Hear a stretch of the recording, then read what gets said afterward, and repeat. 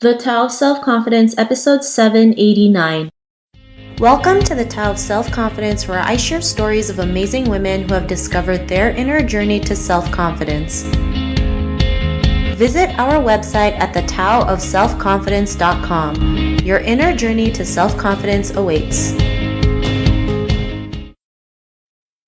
Well, hello friend. Welcome to the Tao of Self-Confidence, where I share stories of amazing women who have discovered their inner journey to self-confidence. I'm your host today, Winnie Mak, and today I have a phenomenal lady on the show today. She's the founder of One Dear World, and I'm really excited to have her on and share her story with us today on self-confidence. So without further ado, I'm going to introduce you to Winnie Mak. Winnie, how are you today? Maybe you can fill in a little bit more about yourself to the listeners.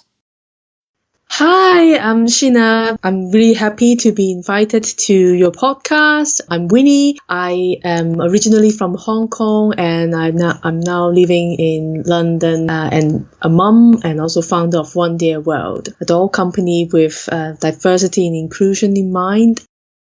Thanks for sharing that. And Winnie, what is your cultural background?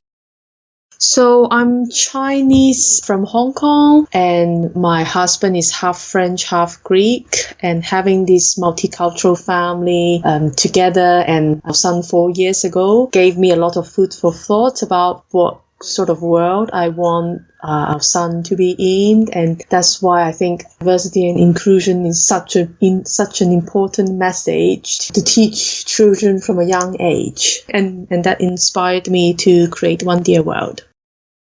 Thanks for sharing that. And I think that's great what you're doing, promoting diversity and inclusion, especially for children at a young age, because it's something that's totally needed in this world. So thanks again. And Winnie, what would be your definition of self-confidence?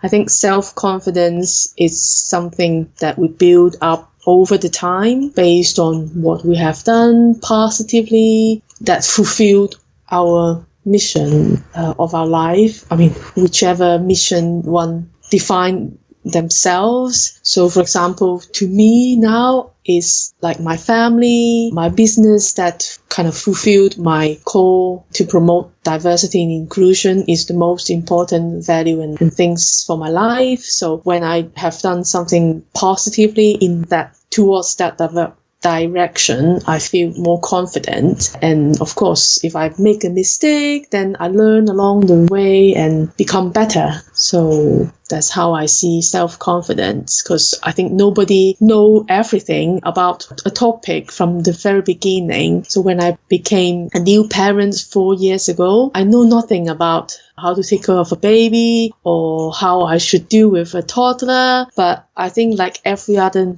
new parent, I just learn along the way and build up my confidence in becoming a parent along the way. Thanks for sharing that. And Winnie, what was your life like before you discovered self-confidence? I think my life was drastically changed since I made the decision to leave my hometown, Hong Kong, and come to London to start a new chapter and to explore the rest of the world. So before I came to the UK, I was born and bred in Hong Kong, studied and followed a very static path of life, graduating from my university and then applied for a job in a Fortune 500 company and sort of following the career path and climbing slowly up the corporate ladder. So that's what my life was before I came to the UK. And I didn't have a clear definition of what self-confidence was back then, if that makes sense. So before I came to the UK, I didn't really have a clear definition of self-confidence. Thanks for sharing that. And what was that moment in your life when you realized you can go out there and be who you are today, especially creating One Dear World? What was that aha moment that gave you the confidence?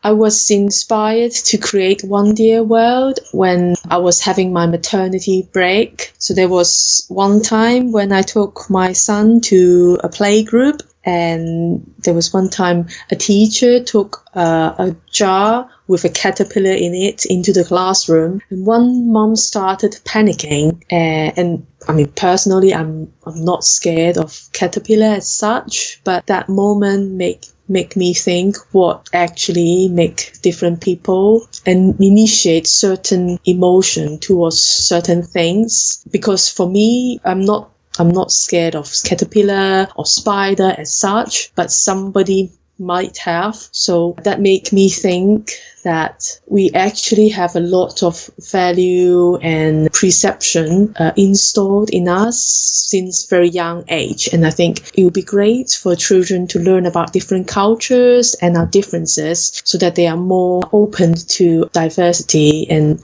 our differences when they grow up. Thanks for sharing that. And because of those realizations, what's your life been like now?